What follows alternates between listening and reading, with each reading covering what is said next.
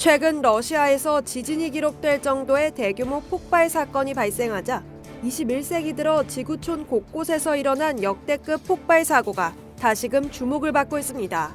18일 우크라이나의 대규모 드론 공격으로 러시아 모스크바에서 서쪽으로 약 370km 떨어진 트베르 지역에 위치한 대형 무기고에서 대규모 폭발이 발생했습니다.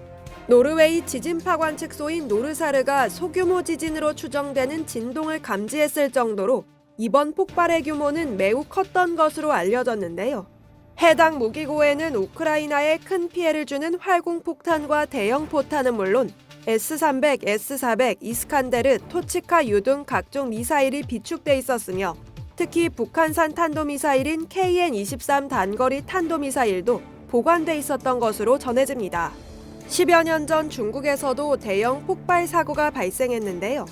2015년 8월 12일 밤 중국 텐진항의 위험물 적재 창고에서 대형 폭발이 일어나면서 소방관 포함 165명이 목숨을 잃고 800명 이상이 부상을 입는 초대형 참사가 발생했었습니다.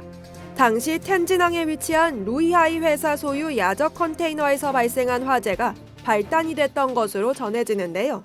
이 컨테이너에는 인화성 물질이 보관돼 있었죠. 그날 최초 폭발은 밤 11시 30분쯤 발생했는데요. 첫 폭발의 불꽃이 다른 창고로 번져 30여 초 뒤 또 한 차례 대형 폭발이 일어나며 참사로 이어졌습니다. 폭발 충격이 수 킬로미터까지 전해지면서 인근 주택가가 강하게 흔들릴 정도였고 유리창 등이 깨지면서 피해가 컸던 것으로 알려졌는데요.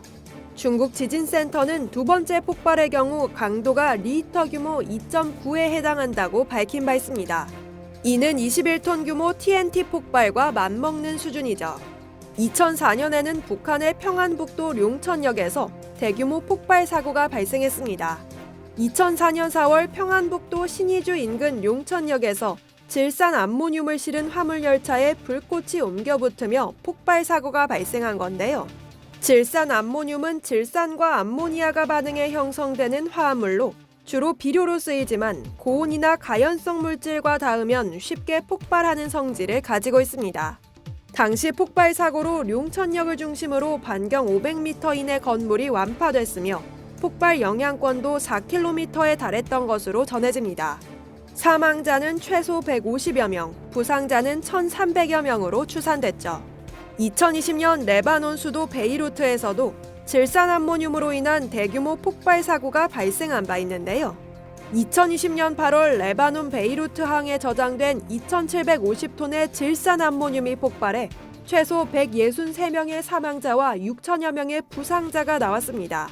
당시 레바논 정부는 동유럽 국가 몰도바의 선적 화물선에서 압수한 질산 암모늄을 수년간 베이루트 항에 위치한 창고에 보관해왔고 이 창고에서 불이 나면서 폭발이 발생해 대규모 참사로 이어졌던 것입니다.